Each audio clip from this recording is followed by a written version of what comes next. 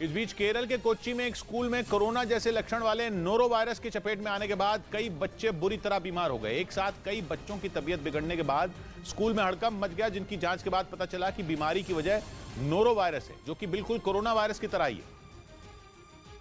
और यह भी कोरोना की तरह ही बहुत तेजी से फैलने वाला एक वायरस है, क्योंकि यह भी उसी तरह बीमार व्यक्ति को छूने से या फिर उसके संपर्क में आने से दूसरे लोगों में फैल जाता है। इसी वजह से कोच्चि के स्कूल में एक के बाद एक कई बच्चे तेजी से बीमार पड़ने लगे। बताया गया कि जब तक स्कूल में किसी को कुछ समझ में आता, नोरोना वायरस ने कई बच्चों पर हमला कर दिया। इस वायरस के चपेट में आने के बाद बच्चों को उल्टियां होने लगी।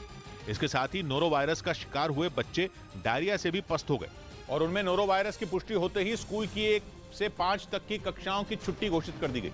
इसके साथ ही कोच्चि के स्वास्थ्य विभाग ने नोरो वायरस से निपटने की तैयारी भी शुरू कर दी, क्योंकि करीब 1 साल पहले भी कोरोना जैसे इस वायरस ने केरल में दस्तक दी थी। और एक बार फिर इसने वहां लोगों को डराना शुरू कर दिया, क्योंकि कोरोना की तरह ही नोरो वायरस कब फैल जाता है इसका पता ही नहीं चलता। एक बार शरीर में घुसने के बाद यह सीधा पेट पर हमला करता है। इससे होने वाली बीमारी के लक्षण भी कोरोना से मिलते जुलते हैं। नोरो वायरस की चपेट में आने के बाद मरीज को हल्का बुखार और सिरदर्द होता है। इसके साथ ही नोरो वायरस के मरीज की मांसपेशियों में दर्द भी होने लगता है।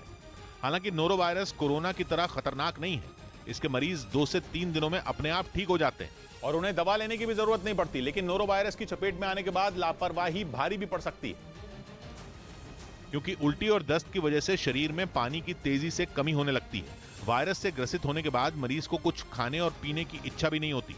ऐसे में शरीर में पानी का कम होना मरीज के लिए खतरनाक साबित हो सकता है। गंभीर बीमारियों से जूझ रहे लोगों के लिए ये खतरनाक हो सकता है। नोरो वायरस से ग्रसित होने के बाद ज्यादा से ज्यादा पानी और दूसरे पेय पदार्थ पीने चाहिए।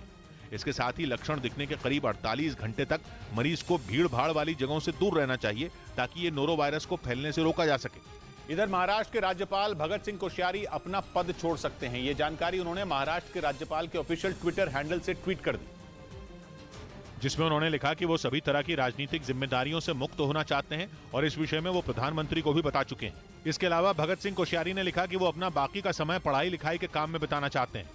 उधर सऊदी अरब के अखबार अरब न्यूज ने यह दावा किया कि यूरोपियन यूनियन ईरान के IRGC यानी इस्लामिक रेवोल्यूशनरी गार्ड कोर को आतंकी संगठन घोषित नहीं करेगा, जबकि पहले यह खबर आई थी कि IRGC को आतंकी संगठन घोषित करने की यूरोपियन यूनियन ने पूरी तैयारी कर ली है।